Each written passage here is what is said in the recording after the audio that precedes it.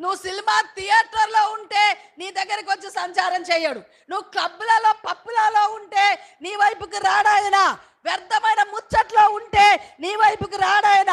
పనికిరాని చోట ఉంటే నీ వైపుకి రాడాయన. తాగుడు తినుడు తిరుగుడు సుఖ సంతోషంలో మునిగి తేలుతుండే నీ దగ్గరికి రాడాయన.